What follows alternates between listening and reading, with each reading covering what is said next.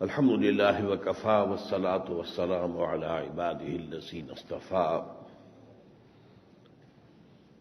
خصوصاً علی افضلهم وخاتم النبیین محمد الامین وعلی آلہ وصحبہ اجمعین۔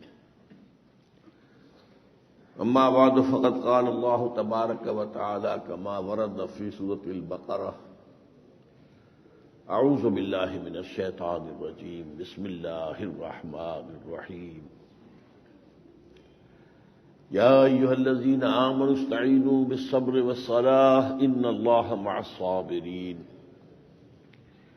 ولا تقولوا لمن يقتل في سبيل الله اموات بل احیاء ولكن لا تشعرون۔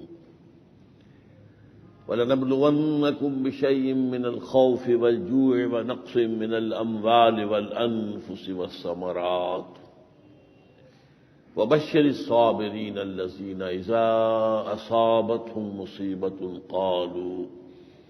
قَالُوا إِنَّا لِلَّهِ وَإِنَّا إِلَيْهِ رَاجِعُونَ۔ أُولَٰئِكَ عَلَيْهِمْ صَلَوَاتٌ مِّن رَّبِّهِمْ وَرَحْمَةٌ وَأُولَٰئِكَ هُمُ الْمُهْتَدُونَ۔ صدق اللہ العظیم۔ رب اشرح لي صدری ویسر لي امری واحلل عقدۃ من لسانی یفقهوا قولی۔ اللهم ربنا الہمنا رشدنا واعذنا من شرور انفسنا۔ اللهم ارنا الحق حقا وارزقنا اتباعه وارنا الباطل باطلا وارزقنا اجتنابه۔ اللهم وفقنا لما تحب وترضى وتقبل منا فإنك خير المتقبلين۔ آج ذی الحج کی 21 تاریخ ہے۔ یہ ماہ ذی الحج کے اواخر میں، اور پھر آپ کو معلوم ہے کہ ہجری سال کا پہلا مہینہ ماہ محرم کے شروع میں، ان ایام میں تاریخ اسلامی کے دوران بڑی عظیم شہادتیں پیش آئی ہیں۔ چنانچہ 18 ذی الحج سن 35 کو خلیفہ سوم حضرت عثمان ابن عفان رضی اللہ تعالی عنہ ذو النورین انہیں شہید کیا گیا۔ پھر ذی الحج کے اواخر میں حضرت عمر پر قاتلانہ حملہ ہوا رضی اللہ تعالی عنہ، اور وہ یکم محرم الحرام کو وہ بھی انتقال کر گئے۔ پھر آپ کو معلوم ہے کہ 10ویں محرم کو وہ سانحہ عظیمہ جو ہے وہ رونما ہوا، جس میں حضرت حسین رضی اللہ تعالی عنہ کے ساتھ ان کے بہت سے ساتھی جو ہے وہ شہید ہوئے۔ چنانچہ ان ایام میں مساجد میں عام طور پر ان شہادتوں کا تذکرہ ہوتا ہے۔ میں آج حضرت عثمان رضی اللہ تعالی عنہ کی شہادت کا تاریخی پس منظر آپ کے سامنے رکھنا چاہتا ہوں۔ جہاں تک ان کی شخصیت کا تعلق ہے، چونکہ وقت کم ہے میں اس میں کچھ زیادہ بیان نہیں کر سکتا، وہ حضور کے اولین ساتھیوں میں سے، صدیقین میں سے تھے، جو فوری طور پر ایمان لانے والوں میں 5ویں یا 6 نمبر پر ان کا ایمان لانے کا واقعہ ہے۔ ابتدا ہی سے نہایت نیک صدیقین کی جو شان ہوتی ہے کہ وہ اسلام لانے سے قبل بھی موحد تھے، شرک کا کبھی ارتکاب نہیں کیا، جیسے حضرت ابوبکر صدیق نے نہیں کیا رضی اللہ تعالی عنہ، اور بھی ہر اعتبار سے، عصمت و عفت کے اعتبار سے، شرافت کے اعتبار سے، جود و سخا کے اعتبار سے صدیقیت کی جو شانیں ہیں وہ ان میں بتمام و کمال موجود تھے۔ پھر انہیں جو اللہ نے ایک رتبہ عطا کیا، نبی اکرم صلی اللہ علیہ وسلم کی 2 صاحبزادیاں ان کے نکاح میں آئیں۔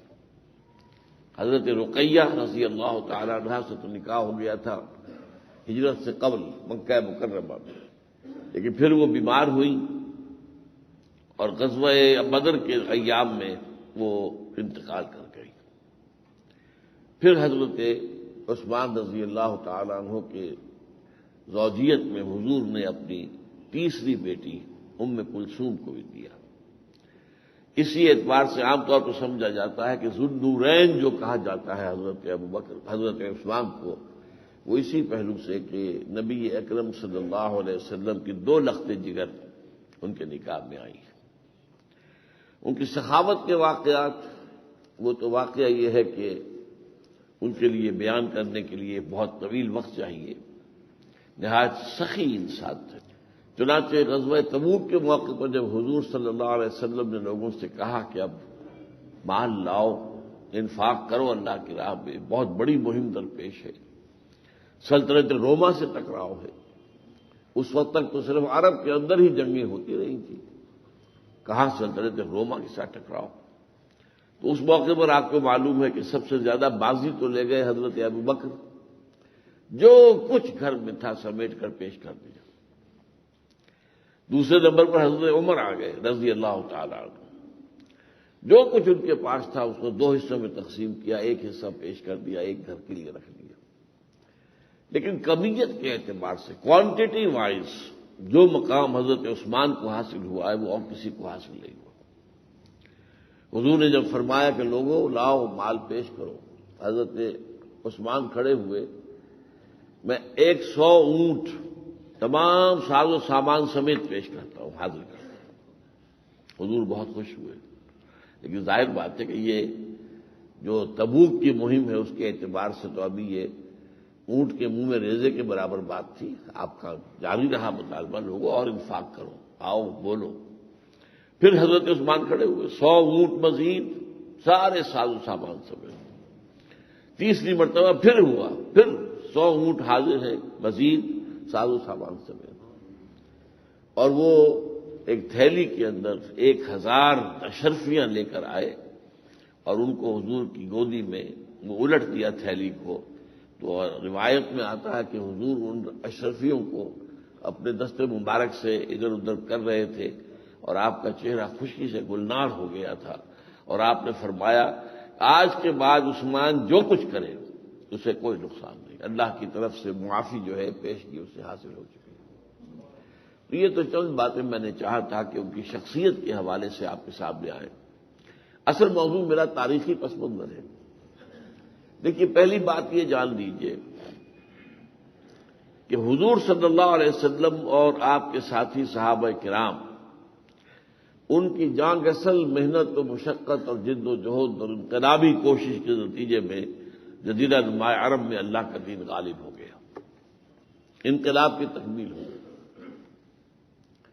ہر انقلاب کے بعد کاؤنٹر ریولوشنری اٹیمپٹس ہوتی ہیں. ہوتا یہ ہے کہ جب انقلاب تقریباً فتح مند ہوتا نظر آتا ہے تو دشمن چھپ جاتے ہیں، دبک جاتے ہیں. کہ اب اس وقت تو ذرا وقت کا تقاضا یہ ہے کہ جسے آپ پنجابی میں نیوی پاؤ، ذرا نیچے ہو جاؤ اور اس وقت کو گزار لو، پھر دیکھیں کہ جب موقع ملے گا پھر کھڑے ہوں گے، پھر چوٹ لگائے گی. چنانچہ یہ انقلاب جو تھا ظاہر بات ہے کہ سب سے پہلے جو آیا ہی جزیرہ نما عرب میں ہے. تو جو کاؤنٹر ریولوشنری موومنٹ تھی وہ بھی وہیں شروع ہوئی.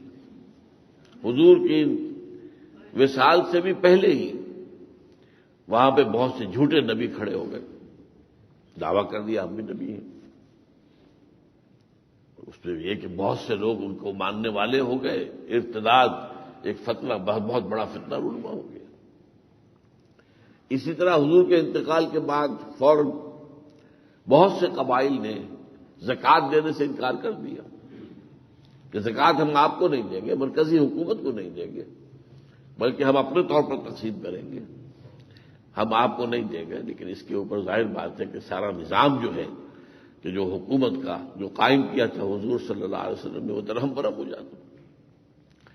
اس پر حضرت ابوبکر صدیق رضی اللہ تعالی عنہ خلیفہ اول نے، واقعہ یہ ہے کہ جس ہمت کا ثبوت دیا، جس عزیمت کا ثبوت دیا، جس عظیم قوت ارادی کا ثبوت دیا، تاریخ میں اس کی مثال نہیں ملتی. حالانکہ اسلام پر بہت برا وقت تھا، بہت تنگی کا وقت آ گیا تھا، لیکن وہ کھڑے ہو گئے. کوئی نرمی نہیں دکھائی انہوں نے، بلکہ نرمی کا مشورہ دینے والوں کو بھی ڈانٹ پلائی. سب سے پہلا مسئلہ پیش ہوا کہ حضور نے جیش اسامہ تیار کیا ہوا تھا تو کچھ اصحاب نے مشورہ دیا کہ اب آپ جیش اسامہ مت بھیجیں روم کے خلاف، رومیوں کے خلاف، اس لیے کہ یہاں مورال جو ہے مسلمانوں کا پست ہو چکا ہے، حضور کا انتقال ہوا ہے، صدمے سے نڈھال ہے، اور پھر یہ فتنے جو ہیں اٹھ کھڑے ہوئے ہیں، ان فتنوں سے عہدہ برا ہونا جو ہے اس وقت وہ اولیت کا حامل ہے۔ حضرت ابوبکر نے فرمایا رضی اللہ تعالی عنہ، جو لشکر حضور نے تیار کیا تھا اور جو علم حضور نے اٹھا دیا تھا، ان کے ہاتھ میں دے دیا تھا، میں ممکن نہیں ہے کہ میں اس لشکر کو روک لوں۔ حضور کا عمل ہے، حضور کا فعل ہے، باقی اللہ کے حوالے ہے، جو کچھ ہے، جو صورتحال ہے اس سے نبردآزمہ ہوں گے انشاءاللہ۔ اللہ پر توکل اور خود ایک عزیمت، ایک ہمت اور ایک بہت بڑی قوت ارادی کا مظاہرہ ہوا۔ اب اس کے بعد سمجھ لیجئے کہ حضور کے انقلاب سے جن لوگوں کو زخم لگے تھے ان میں اولین تو مشرکین تھے، جزیرہ نما عرب کے مشرکین، انہوں نے کاؤنٹر ریولوشن کی کوشش کی، ناکام ہو گئے، اور حضرت ابوبکر رضی اللہ تعالیٰ عنہ کے آہنی عزیمت سے ٹکرا کر یہ دونوں فتنے ختم ہو گئے۔ چنانچہ جو بھی مدعیان نبوت تھے ان کا بھی قلع قبا کر دیا گیا، اور اسی طریقے سے کہ جو منکرین زکوٰۃ تھے ان کا بھی قلع قبا کر دیا گیا، اور گویا کہ اندرون ملک عرب انقلاب کو اثر نو مستحکم کر کے حضرت ابوبکر رضی اللہ تعالی عنہ نے بعد سے ملوادی حضرت عمر کو رضی اللہ تعالی عنہ۔ چنانچہ یہی وجہ ہے کہ حضرت عمر کے دور میں اب توسیع کا عمل شروع ہوا، اندرونی طور پر جو خلفشار تھا وہ ختم ہو چکا، وہ تمام فتنہ جو ہے اس کو ختم کیا جا چکا، لہذا پوری یکسوئی کے ساتھ حضرت عمر رضی اللہ تعالی عنہ کے عہد خلافت میں جو عمل شروع ہوا ہے وہ توسیع کا عمل تھا، فتوحات کا عمل تھا۔ سلطنت روما، شام کو فتح کیا گیا جو سلطنت روما کے تحت تھا، ایران کے چیتڑے اڑ گئے، ایران جو ہے بالکل ختم، ایران کی حکومت بڑی پرانی، بڑی شہنشاہیت جو ہے، بڑی پختہ شہنشاہیت ختم ہو گئی۔ اچھا، تیسری بات یہ نوٹ کیجئے کہ مذہبی اعتبار سے تین مذاہب کا مقابلہ پیش آیا اسلام کو۔ مشرکین عرب وہ تو ختم ہو گیا، مذہب کی حیثیت سے اس کا وجود نہیں رہا۔ نمبر دو عیسائیت، نمبر تین یہودیت۔ عیسائیت کے ساتھ کوئی کنفرنٹیشن نہیں ہوئی، بلکہ حضور کے زمانے میں جو عیسائی ابھی موجود تھے ان میں بہت حد تک حضرت عیسیٰ کے صحیح پیروکاروں کی تعداد موجود تھی۔ یہی وجہ ہے کہ نجران کے عیسائی آئے، ان کا وفد آیا، اگرچہ وہ ایمان لائے تو نہیں لیکن بے جواب، لاجواب ہو کر وہاں سے واپس گئے۔ اس طرح حضور نے خطوط لکھے، جب آپ نے دعوت کا خط لکھا ہے تو کسرا جو والی ایران تھا اس نے تو آپ کا نام مبارک چاک کر دیا، جس پر حضور نے فرمایا کہ اس نے میرا خط چاک نہیں کیا، اپنی سلطنت کے پرزے اڑا دیے۔ لیکن ہرقل اس نے حضور کے نام مبارک کا احترام کیا، اور اس کی کوشش تھی رومن ایمپرر کی، وہ ایمان لے آئے، وہ پہچان گیا تھا کہ یہ اللہ کے نبی ہیں، کیونکہ عیسائیوں میں ابھی کافی لوگ ایسے موجود تھے کہ جن کے علم میں تھا وہ ساری پیشن گوئیاں جو ہیں تورات اور انجیل کی حضور صلی اللہ علیہ وسلم کے بارے میں ان کے علم میں تھی، لہذا وہ پہچان گیا۔ آپ کو معلوم ہے کہ بحیرہ راہب نے بچپن میں حضور کو پہچان دیا تھا کہ یہ اللہ کے نبی ہیں، اور ان کو ابو طالب سے کہا تھا کہ ان کی حفاظت کرنا، یہودی ان کو قتل کرنا چاہیں گے، تو بچپن میں۔ اسی طرح ایک راہب نے حضرت سلمان فارسی کو راستہ بتایا تھا کہ تم جنوب کی طرف جاؤ، کھجوروں کی سرزمین میں ایک آخری نبوت کا ظہور ہونے والا ہے، گو اینڈ ٹرائی یور لک، ہو سکتا ہے اللہ تمہیں ان کے قدموں میں پہنچا دے۔ تو عیسائیوں میں ابھی یہ سارا شعور موجود تھا، لہذا کوئی جو ہے کوئی ایسی شدید مخالفت نہیں ہوئی۔ یہ تو عیسائیوں کا ایک باج گزار سلطنت روما کا ملک غسان جو تھا، اس نے حضور کو الچی کو قتل کیا، جس سے جنگ شروع ہوئی، پہلے غزوہ موتا ہوا اور پھر غزوہ تبوک ہوا۔ ہرقل سامنے نہیں آیا، وہ پہچان چکا تھا یہ اللہ کے نبی۔ اسی طرح مقوقس شاہ مصر، پیٹریارک آف الیگزینڈریا، اس کے پاس حضور کا نام مبارک پہنچا تو اس نے بہت عزت کی، اکرام کیا، تکریم کیا۔ دو باندیاں کنیزیں وہ تحفے کے طور پر بھیجیں اور گھوڑا بھیجا جو مشہور ہے. تو عیسائیوں کے ساتھ کنفرنٹیشن نہیں ہوا تھا. اور سلطنت روما بھی ابھی یوں سمجھیے کہ انٹیکٹ تھی. شمالی افریقہ میں سے ابھی صرف مصر اس کے ہاتھ سے نکلا تھا اور باقی پورا یورپ اس کے پاس تھا، اور ابھی ایشیا کوچک اس کے پاس تھا، ایشیا مائنر جسے ہم ترکی کہتے ہیں. لیکن آپ کے علم میں ہے کہ یہودیوں کے ساتھ جو کنفرنٹیشن ہوا ہے وہ شدید تھا. یہودیوں کے 3 قبیلے جو مدینے میں آباد تھے ان سے حضور نے معاہدہ کر دیا تھا جب آپ ہجرت کر کے مدینے تشریف لائے ہیں. انہوں نے ایک ایک کر کے معاہدے کی خلاف ورزی کی اور سزا کے طور پر وہاں سے نکالے گئے.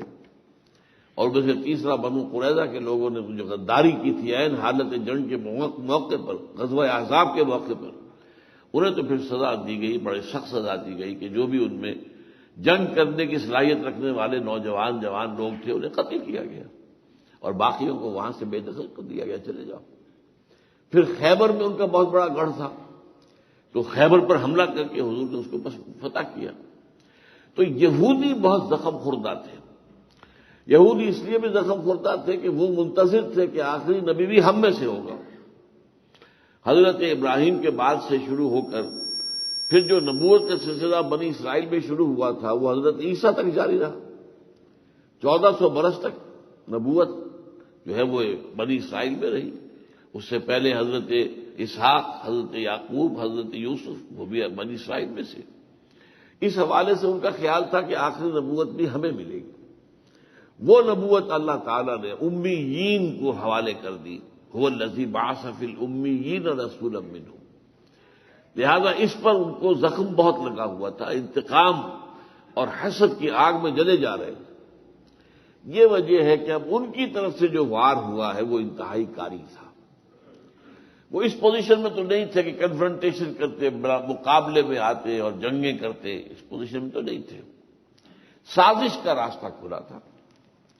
چنانچہ سازش کی. ایک شخص عبداللہ ابن سبا یمن کا رہنے والا یہودی تھا.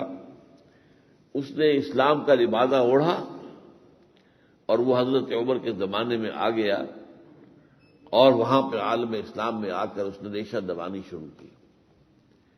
اور اس نے کیا کہنا شروع کیا؟ خلافت تو بنو ہاشم کا حق ہے. یہ بنو امیہ کا فرد جو ہے حضرت عثمان رضی اللہ تعالیٰ عنہ، یہ کیسے خلیفہ ہو سکتا ہے؟ حضرت علی کے شان میں نہایت مبالغہ شروع کیا.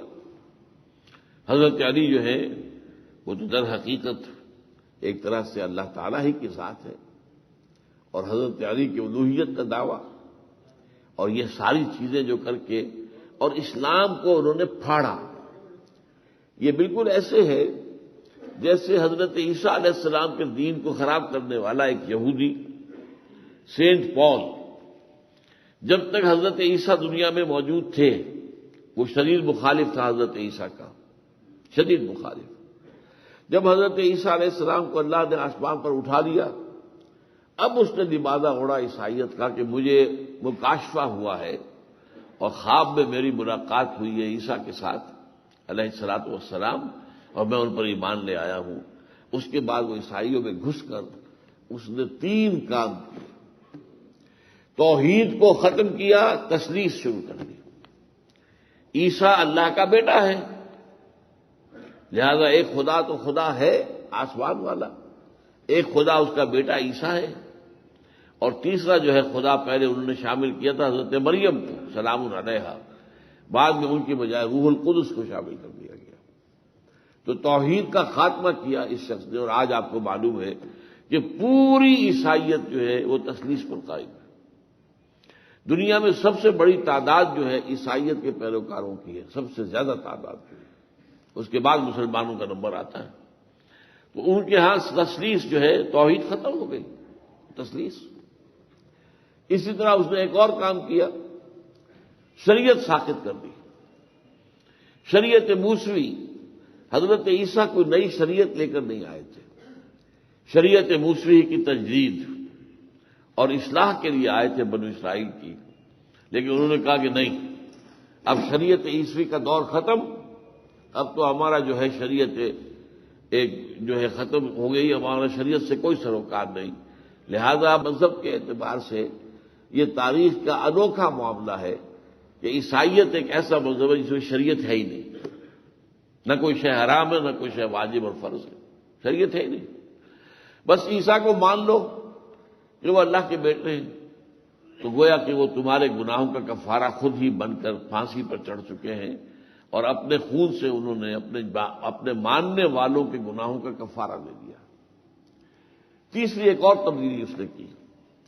حضرت عیسیٰ علیہ السلام یہ کہہ کر گئے تھے اپنے حواریین سے کہ تمہیں تبلیغ کرنی ہے صرف یہود کے اندر، کیونکہ اللہ نے مجھے یہودیوں کے لیے بھیجا ہے. اصل میں حضور سے پہلے ہر رسول صرف اپنی قوم کی طرف مبعوث ہوتا تھا. یا قوم ہے، یا قوم ہے، یا قوم ہے. آپ کو ہمیشہ قرآن مجید میں تمام جو رسول ہیں سابق ان کی بات ملے گی، اے میری قوم کے لوگوں. حضرت عیسیٰ کا معاملہ بھی یہ تھا، رسولاً الی بنی اسرائیل. یہ سورہ آل عمران میں الفاظ قرآن مجید میں موجود ہیں. رسول تھے بنی اسرائیل کی طرف، پوری نوع انسانی کی طرف نہیں. وہ بات نہیں جو حضور کے لیے فرمائی گئی کہ وما ارسلناک الا کافۃ للناس بشیرا ونذیرا. ہم نے نہیں بھیجا ہے آپ کو اے محمد صلی اللہ علیہ وسلم مگر تمام انسانوں کے لیے بشیر و نذیر بنا کر. یہ بات نہیں تھی. لیکن اس نے یہ کہا کہ نہیں، جینٹائلز، یہ کہتے ہیں جینٹائلز، یہودیوں کے علاوہ جو انسان ہیں وہ جینٹائلز یا گوئمز کہلاتے ہیں، ان میں بھی تبلیغ کریں گے. رومیوں میں تبلیغ کی انہوں نے. بہرحال جیسے کہ اس نے حضرت عیسیٰ کے دین کو ختم کر کے رکھ دیا. چنانچہ دی 100 کا جو مصنف ہے ڈاکٹر مائیکل ہارٹ، اس نے صاف لکھا ہے کہ حضرت عیسیٰ کی زندگی تک جب تک کہ وہ دنیا میں موجود تھے، عیسائیت کی حیثیت یہودیت کے ایک سیکٹ کی تھی، ایک فرقہ، ایک جماعت. اس سے زیادہ ان کی حیثیت نہیں تھی. یہ تو سینٹ پال نے انہیں ایک باقاعدہ علیحدہ ایک دین، ایک علیحدہ مذہب بنایا ہے. لہذا اس کا نام کرسچینٹی صحیح نہیں ہے، اس کا نام جو ہے پالزم ہونا چاہیے. یہ ایک کرسچن کہہ رہا ہے. یہی کام کیا عبداللہ ابن سبا نے، توحید ختم کی اور تثلیث. علی خدا کا بیٹا، علی خدا ہے، بیٹا نہیں خدا ہے. اور خلافت جو ہے وہ بنو ہاشم کا حق ہے، علی کا حق ہے. عثمان کیسے؟ عثمان تو بنو امیہ میں سے ہے، یہ بنو جو ہے ہاشم کا حق ہے. اور پھر اس نے ایک عجیب فتنہ شروع کیا. بہت سے لوگوں کو اپنے ساتھ ملایا، جتھا بندی کی، اور وہ دورہ کرتا تھا. شام گیا تو وہاں کا جو گورنر ہے اس کے خلاف کوئی بات نہیں کی، لیکن پروپیگنڈا کیا کہ عثمان نے تو یہ کر دیا، عثمان نے اپنے عزیزوں کو اقربا پروری کی ہے، فلاں کیا ہے، یہ کیا ہے، وہ کیا ہے. اور مدینے میں بات ہو رہی ہے تو گورنروں کی بات ہو رہی ہے. عمرو بن العاص نے مصر میں یہ کر دیا ہے، اور جو ہے معاویہ اس نے بن ابی سفیان اس نے شام میں یہ خرابیاں کر دی ہیں. اس سے ایک فتنہ پیدا ہو گیا.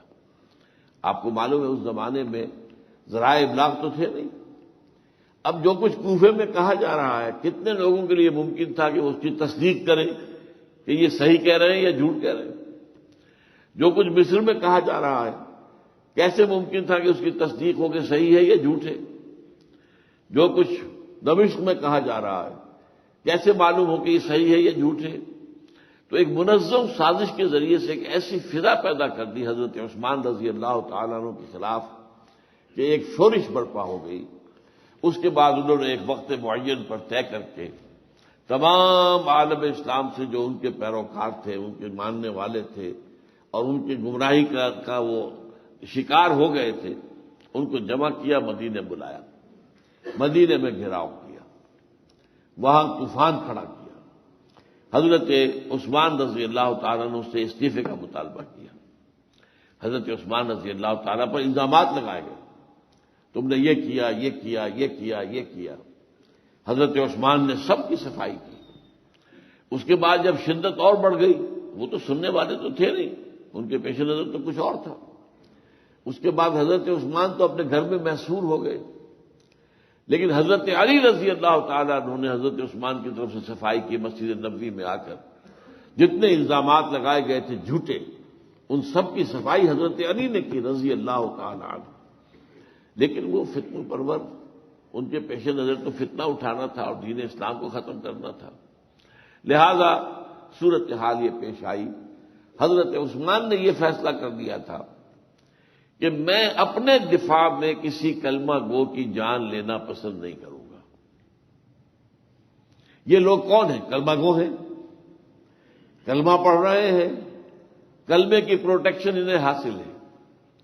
اب جب تک یہ مجھے قتل نہیں کرتے تو جرم تو ثابت نہیں ہے، ہاں مجھے قتل کر دیں گے تو پھر تم ان سے بدلہ لے لینا، قصاص لے لینا، لیکن میں اس کو ہرگز گوارا نہیں کروں گا کہ میری جان کی دفاع میں کسی کلمہ گو کی جان لی جائے۔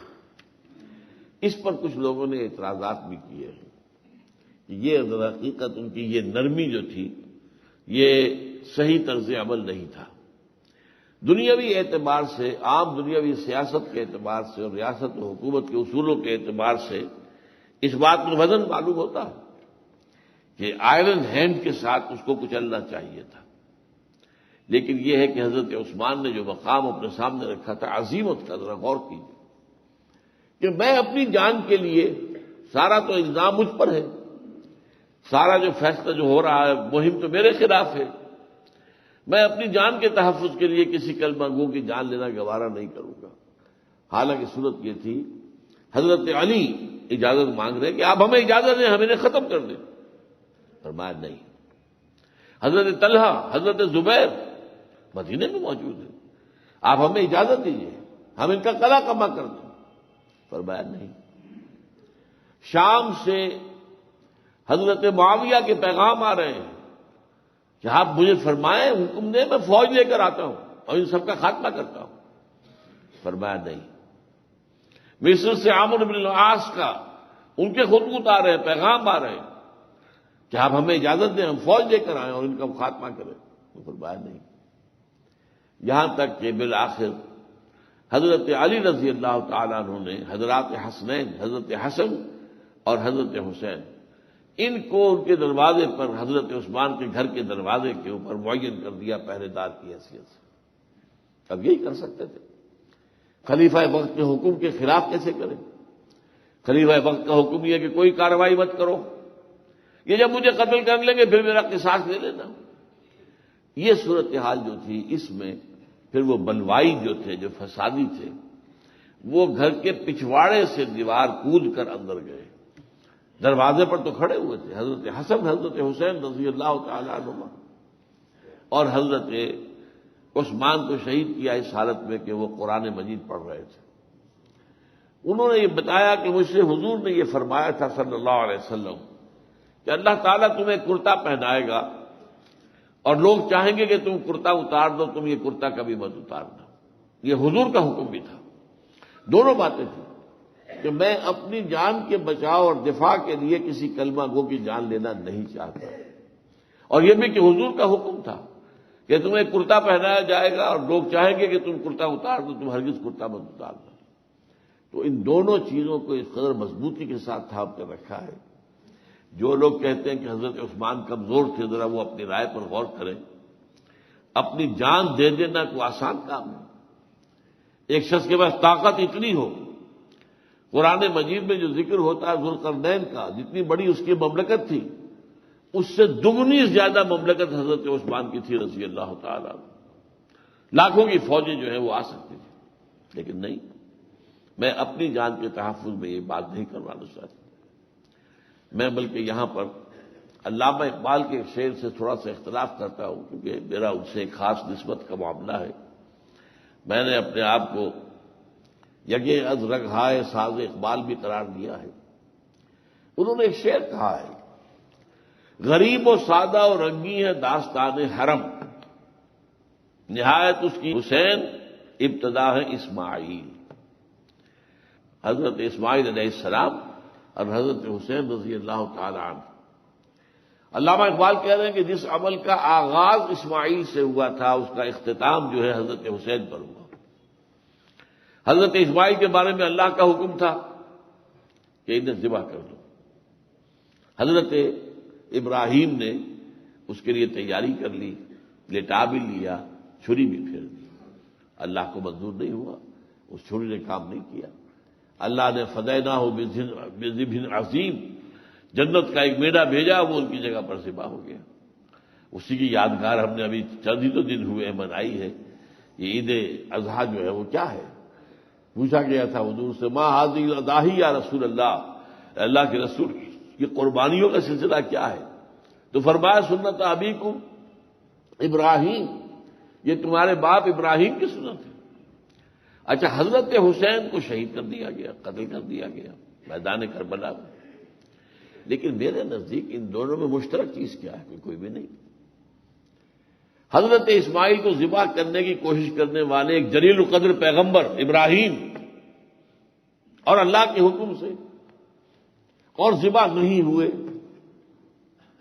حضرت حسین کو قتل کرنے والے یزیدی فوج، زیادی فوج، اور نمبر 2 انہیں بالفعل شہید کر دیا گیا۔ تو اس میں تو کوئی قدر مشترک ہے ہی نہیں۔ میں نے اس شعر کو یوں کیا ہے کہ عجیب و سادہ اور رنگی ہے داستان حرم، نہایت اس کی ہے عثمان، ابتدا حابیل۔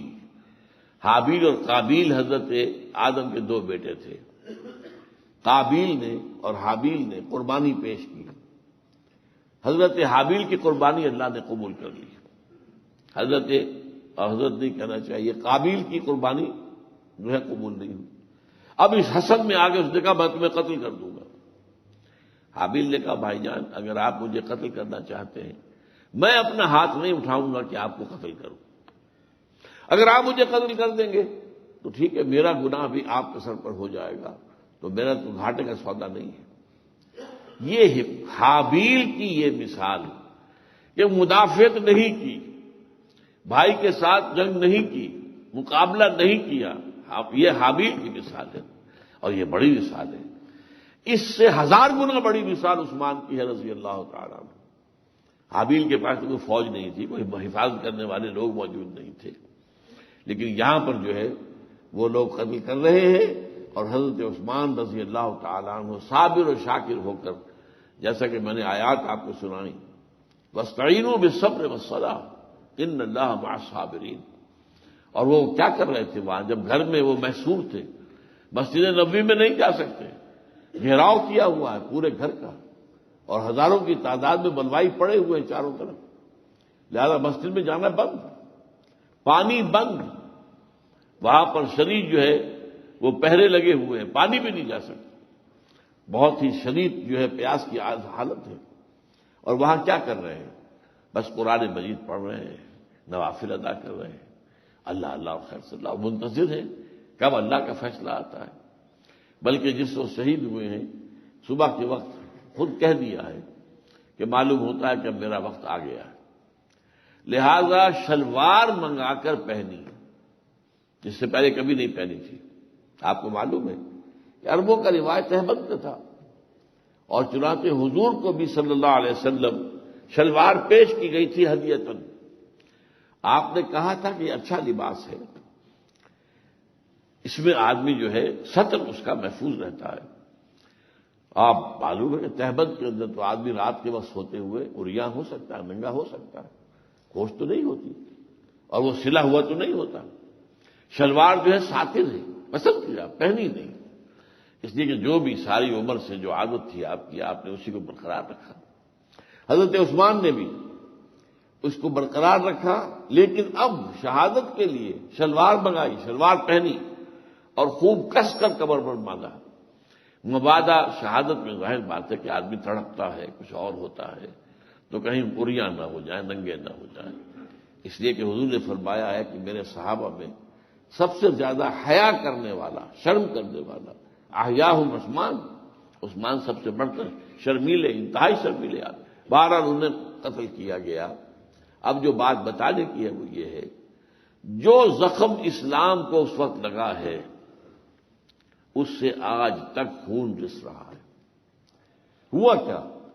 اس کے بعد امت 2 حصوں میں تقسیم ہو گئی۔ حضرت علی سے اگرچہ جو بلوائیوں نے چاہا کہ حضرت طلحہ، حضرت زبیر میں سے کوئی مان لے، ان کے ہاتھ پر بیعت کر دے، انہوں نے انکار کیا، حضرت علی نے بھی انکار کیا، لیکن پھر جب دیکھا کہ آخر امت کو بغیر سربراہ کے تو نہیں چھوڑا جا سکتا، کوئی نہ کوئی نظم جو ہے وہ تو قائم ہونا چاہیے۔ تو انہوں نے پھر وہ بیعت قبول کر دی، لیکن اب ان کے چاروں طرف وہی بلوائی تھے۔ ان بلوائیوں نے اپنے حصار میں لے لیا کہ حضرت علی رضی اللہ تعالی عنہ ان کی مرضی کے خلاف کوئی قدم نہ اٹھا سکے۔ بہرحال اب ہوا کیا، ادھر سے جو حضرت عثمان نے فرمایا تھا کہ جب مجھے قتل کر لیں گے تو قتل کا قصاص تم لے لینا، قتل کی سزا دے دینا جو مجھے قتل کرے۔ لہذا یہاں پر ایک طبقہ کھڑا ہو گیا جنہوں نے حضرت علی سے مطالبہ کیا کہ اب پہلے حضرت عثمان کے قاتلوں کو سزا دیجیے۔ یہاں سے دو پارٹیاں بن گئیں، شیعان علی، شیعان عثمان۔ شیعان عثمان وہ جو حضرت عثمان رضی اللہ تعالیٰ عنہ کے خون بہا اور قصاص جو ہے اس کا مطالبہ کر رہے تھے۔ شیعان علی جن میں اکثر و بیشتر جو ہے اس وقت وہی خوارج وہی شامل تھے، وہی جو فتنہ پرور تھے وہی شامل تھے۔ اب یہ شیعان علی اور شیعان عثمان، یہی مسئلہ جو ہے تقسیم رہا ہے، اور امت کے اندر یہی ایک تقسیم آج تک چلی آ رہی ہے۔ شیعان عثمان یہ بعد میں سنی کہلائے، شیعان علی شیعہ کہلائے، اور یہ در حقیقت تقسیم ہے کہ جس کے ہم آج تک بھی خمیازہ بھگت رہے ہیں۔ یہ تو اللہ کا بڑا فضل ہے، جیسا کہ میں نے عرض کیا کہ سینٹ پال نے ختم کر دیا حضرت مسیح کے دین کو۔ عبداللہ ابن سبا حضور محمد صلی اللہ علیہ وسلم کے دین کو ختم نہیں کر سکتا تھا۔ کیوں؟ اس لیے کہ یہ آخری دین تھا، اگر اس میں خرابی ایسی ہو جاتی تو پھر کہاں سے ہدایت کی تھی؟ اس نے چرکا لگایا، زخم بہت بڑا لگایا، وہ زخم آج تک بھی خون سے رس رہا ہے، اور تقسیم جو ہے شیعہ سنی کے درمیان وہ ابھی موجود ہے، پورے عالم اسلام پر ہے۔ اور اب ایک تازہ بات ایسی محسوس ہو رہی ہے کہ اب یورپ اور امریکہ تلے ہوئے ہیں کہ مسلمانوں میں اس شیعہ سنی کی تقسیم کو مزید گہرا کریں، انہیں لڑائیں آپس میں۔ چنانچہ جو کچھ عراق میں ہو رہا ہے وہ اصل میں ایک خانہ جنگی کی شکل بن چکی ہے، اور اس خانہ جنگی میں جو وہاں پر شیعہ ہے، مقتدر صدر جو ہے اس کی جو ملیشیا ہے، اکثر و بیشتر جو اس وقت کی عبوری عراقی حکومت میں لوگ ہیں وہ اسی کے ماننے والے ہیں۔ لہذا سنیوں کے اوپر جو ہے زمین تنگ ہو گئی ہے وہاں پر۔ اب سنی مقابلہ کر رہے ہیں اپنے جو بھی امکانی حد تک ہے، یہاں تک کہ آپ کو معلوم ہے کہ شاہ عبداللہ اب جو بادشاہ ہیں سعودی عرب کے، انہوں نے امریکہ سے کہا ہے کہ اس معاملے کو روکو، اس لیے کہ وہ جو شیعان ہیں عراق کے، ان کی مدد ایران کر رہا ہے، کہ اگر اس طریقے سے یہ بات بڑھی اور سنیوں کے خلاف یہ معاملہ اور آگے جو ہے یہ آگ بھڑکی تو پھر ہم مجبور ہوں گے کہ ہم عراق کے سنیوں کا ساتھ دیں۔ یہ بات یہ ملک عبداللہ جو ہے اس نے کہی ہے اور امریکہ کو پیغام پہنچا دیا۔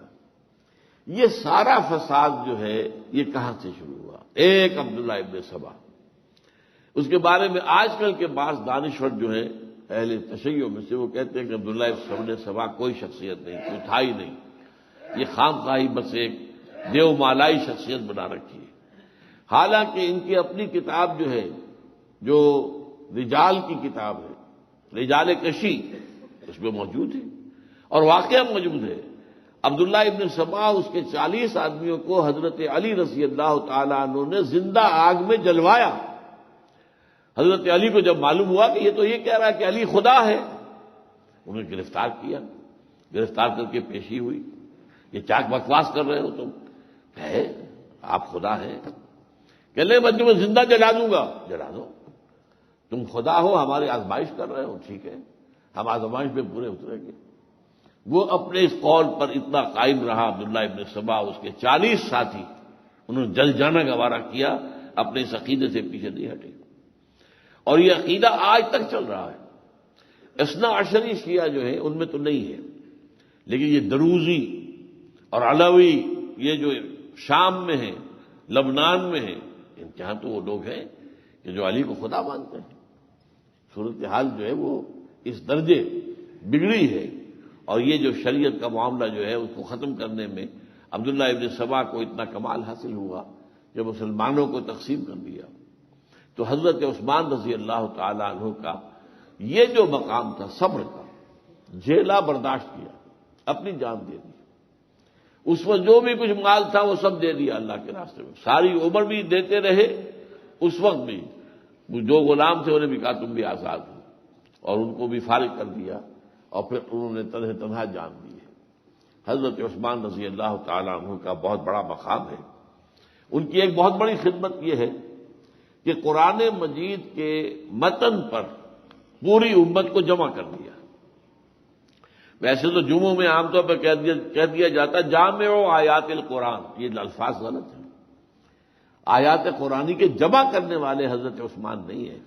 اگر ایسا ہوتا تو اعتراض بہت ہو جاتا کہ حضرت عثمان رضی اللہ تعالیٰ عنہ کی خلافت تو 25 برس بعد شروع ہو رہی ہے، 15 برس بعد شروع ہو رہی ہے حضرت حضور کے انتقال کے بعد، تو گویا کہ اتنے عرصے تک یہ قرآن مجید جمع نہیں ہوا، تو یہ بات صحیح نہیں ہے۔ قرآن مجید جمع ہو چکا حضور کی زندگی میں، کس معنی میں کہ لوگوں کے سینوں میں جمع ہو گیا۔ حفاظ تھے، انہیں یاد تھا، تو یاد ہونے کے معنی کیا؟ ترتیب یاد ہے، پہلے سورۃ الفاتحہ ہے، پھر سورہ بقرہ ہے، پھر سورہ آل عمران ہے، یہ ترتیب، اور ہر سورت کے اندر آیات کی ترتیب معلوم تھی، تبھی تو حفظ تھا۔ تو حفاظ کے ذریعے سے قرآن مجید کی حفاظت تھی۔ کتابی شکل میں ابھی قرآن مرتب نہیں ہوا تھا، لوگوں کے پاس، کسی کے پاس کوئی ایک سورت لکھی ہوئی ہے، کسی کے پاس کوئی اور تھوڑا سا حصہ لکھا ہوا ہے، اور لکھنے کو کیا تھا؟ کاغذ تو شاذ تھا، وہاں پر کاغذ کا تو وجود بہت کم تھا۔ وہ جو اینٹ بھی جو ہوتی ہے، اونٹ کی شانے کی ہڈی جو ہوتی ہے، وہ چپٹا حصہ، وہ کافی بڑا ہوتا ہے، اس پہ لکھ لیا، کپڑے پر لکھ لیا، اسی طریقے سے سوکھی ہوئی کھالوں پر قرآن مجید کا لکھ لیا۔ لیکن یہ جو ایک کتاب کی شکل میں دو گتوں کے درمیان ما بین الدفتین قرآن مجید کا وجود نہیں تھا۔ لہذا اچھا ایک اور رعایت یہ بڑھتی گئی کہ چونکہ لوگوں کے لہجے جدا جدا تھے، ہر قبیلے کا اپنا ایک لہجہ ہے، تو اجازت دے دی گئی کہ اپنے لہجے میں پڑھ لیا کریں، اس لیے کہ ایک دم جو ہے وہ ساری قوم کو وہ تجوید پوری کی پوری سکھا دینا کہ ہر ایک جو ہے وہ بالکل ایک صحیح تجوید کے ساتھ قرآن پڑھے، یہ ممکن نہیں تھا۔ تو اپنے لہجوں پر قرآن پڑھ لو۔ اب اس کے بعد کیا ہوا؟ حضرت ابو بکر کے زمانے میں رضی اللہ تعالیٰ عنہ جنگ یمامہ میں 500 حفاظ شہید ہو گئے۔ اب تشویش پیدا ہوئی کہ اگر اس طرح ان جہادوں میں اگر یہ حفاظ شہید ہوتے رہے تو قرآن محفوظ نہیں رہے گا، اب اسے کتابی شکل میں مرتب کر دیا جائے۔ لہذا یہ کام حضرت ابو بکر کے عہد خلافت میں ہو گیا کہ قرآن مجید کو کتابی شکل میں مرتب کر دیا گیا۔ ایک کمیٹی بنائی گئی، حضرت زید بن ثابت رضی اللہ تعالی عنہ جو حضور کے سب سے بڑے کاتب تھے، حضور کے کاتبوں میں حضرت زید بھی تھے، زید بن ثابت، حضرت علی بھی تھے رضی اللہ تعالی عنہ، امیر معاویہ بھی تھے، جبکہ از کتاب وحی، ان سب کو جمع کر کے کمیٹی بنائی گئی، اور سب نے مل کر قرآن مجید کو ما بین الدفتین ایک کتاب کی شکل کے اندر وہ مرتب کر دیا۔ اب جو دوسری بات ہو رہی تھی کہ ہر ایک اپنے لہجے میں پڑھ رہا تھا، جس کی ایک مثال سادہ سی میں آپ کو دے دوں، چاقو، اردو میں چاقو کہتے ہیں، بعض لوگ کاچو کہہ دیتے ہیں، خاص طور پر پٹھان کاچو کہہ دیتے ہیں۔ اب اگر آپ چاقو اور کاچو جو ہے، کاچو نے لکھنے کے اندر فرق ہو جائے گا، چاقو اور ہے، کاچو اور ہے، تو اس طرح متن میں فرق ہو رہا تھا۔ اس کا کام حضرت عثمان رضی اللہ تعالیٰ عنہ نے کیا کہ ایک کمیٹی بنائی اور جتنے قرآن اس وقت تک موجود تھے ان سب کو جمع کر دیا، اور پھر ایک متن تیار کیا۔ اس متن پر، اسی لیے اس کو کہتے ہیں کہ یہ حضرت مصحف عثمانی ہے، حضرت عثمان نے اس کے لیے خاص رسم الخط، کتابت کا ایک انداز خاص معین کیا ہے۔ اسی طرح لکھا جائے گا جیسے قرآن مجید میں مالک یوم الدین سورہ فاتحہ میں ہے کہ نہیں؟ اب مالک لکھنے کے دو طریقے ہیں، میم الف ما لام زیر کاف لکھ مالک۔ ایک طریقہ یہ کہ میم پر کھڑا زبر، میم لام کاف ملک، ملک کے اوپر زبر کھڑا ہے تو مالک بن گیا، اور پڑا زبر ہے تو ملک بن گیا۔ تو قرآن مجید کی دونوں قرأتیں صحیح ہیں، لیکن لکھا جائے گا ملک کی حیثیت سے، اس لیے کہ اگر اس کو مالک لکھ دیا جائے میم الف لام کاف تو ملک اب پڑھا ہی نہیں جا سکتا، اس اعتبار سے ایک رسم الخط پر پوری قوم کو، پوری امت کو جمع کرنا، اس میں پھر یہ کیا گیا کہ جو آفیشیل ورژن تیار ہوا اس کی کاپیاں کرائی گئی اور اس کے نسخے جو ہیں تمام جو صوبے ہیں ان کے بڑے جو صدر مقام تھے وہاں بھیج دیے گئے کہ اب یہ آفیشیل ورژن ہے۔ جامع الامت علی مصحف واحد، ایک مصحف پر جمع کرنے والے تمام مسلمانوں کو حضرت عثمان ہے۔ یہ ان کا ایک خاص جو ہے کارنامہ ہے، اور اس کی وجہ سے اب آپ مشرق میں لے لیں قرآن، مغرب میں خرید لیں، کہیں افریقہ کے ملک میں خرید لیں، کہیں جا کر انڈونیشیا میں خرید لیں، آپ کو رسم الخط وہی ملے گا۔ بعض ممالک کے اندر یہ کچھ لوگوں نے، تاجروں نے سہولت کے لیے عام کاتبوں سے لکھوانا شروع کر دیا تھا، لیکن پھر باقاعدہ آپ کو معلوم ہے حکومت پاکستان کا بھی، پر سعودی عرب نے بہت بڑے پیمانے پر یہ جو مصحف عثمانی ہے ان کو شائع کر کے تقسیم کیا ہے۔ اور ہمارے ہاں بھی یہ جو قرآن مجید کا ناشر اور تابع ہوگا اس کی ذمہ داری ہے کہ پہلے وہ تصحیح کا سرٹیفکیٹ دے، کہ بڑے بڑے جو قراء حضرات ہیں وہ سرٹیفائی کریں کہ ہاں یہ صحیح طریقے پر لکھا گیا ہے، یہ مصحف عثمانی کے طریقے پر لکھا گیا ہے۔ تو یہ کارنامہ حضرت عثمان کا رضی اللہ تعالی عنہ، یہ گویا کہ پوری امت کے لیے بہت تاریخی ایک خدمت تھی جو سر انجام دی ہے۔ اقول قولی ھذا واستغفر اللہ لی ولکم ولسائر المسلمین والمسلمات۔